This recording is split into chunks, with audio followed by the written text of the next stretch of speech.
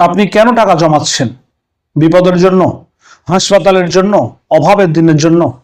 একবারও কি ভেবে দেখেছেন যে চিন্তা নিয়ে আপনি টাকা জমাচ্ছেন আপনার জীবন কি সেই দিকে এগোচ্ছে না? তো ইসলাম আমাদের শুধু টাকা জমাতে বলেননি, বরং শিখিয়েছেন যে নিয়ত ঠিক রাখতে।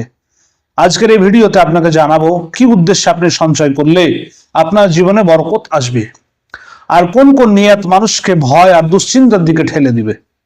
রাসূলুল্লাহ সাল্লাল্লাহু আলাইহি ওয়াসাল্লাম বলেছেন যে ইন্নামাল আমালু বিন্নিয়াত, অর্থাৎ কাজের ফল নির্ভর করে তার নিয়তের উপর।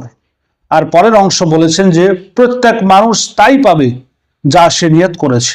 অর্থাৎ আপনার অন্তরে যা আছে, আপনার চিন্তা, আপনার উদ্দেশ্য, আপনার আশা, সেটাই কিন্তু ধীরে ধীরে আপনার জীবনের দিকে ঠেলে দেবে। সঞ্চয় করা ইসলামে কোনো হারাম নয়, সাহাবীরাও সঞ্চয় করতেন। কিন্তু প্রশ্ন হলো আপনি কি উদ্দেশ্যে টাকা জমাচ্ছেন? আপনি যদি হজের নিয়তে টাকা জমান, হয়তো আল্লাহ একদিন আপনাকে কাবার মেহমান বানিয়ে দিবেন।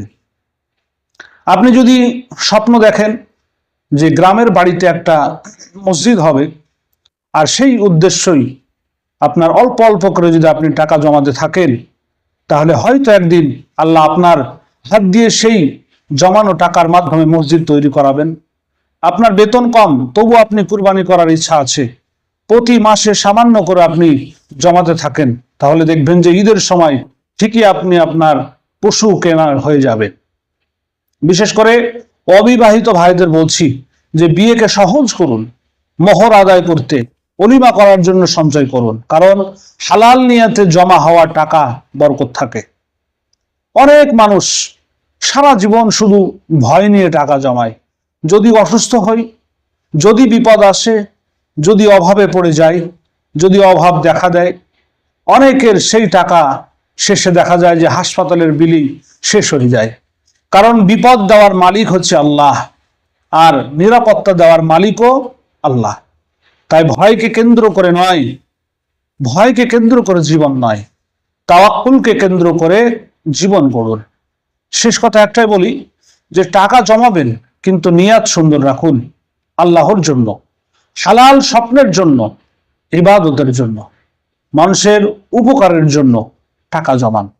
আর আল্লাহর কাছে দোয়া করুন, ইয়া আল্লাহ, হে আমার মালিক, আমার এই হালাল উপার্জনের বরকত দিন, এই টাকায় যেন আপনার সন্তুষ্টির পথে খরচ হয়।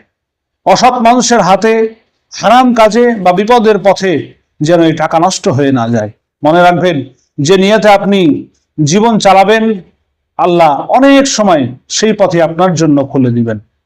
আল্লাহ আপনাকে এবং আমাদের সকলকে সুন্দর নিয়াত ও বরকতময় রিজিক দান করুন, আমিন। বন্ধুরা, যদি ভিডিওটি ভালো লেগে থাকে তাহলে অবশ্যই আমার এই ভিডিওটি লাইক করুন, শেয়ার করুন এবং আমাদের এই চ্যানেল সাবস্ক্রাইব করুন। আবার দেখা হবে আরেকটি সুন্দর ভিডিও নিয়ে। ধন্যবাদ।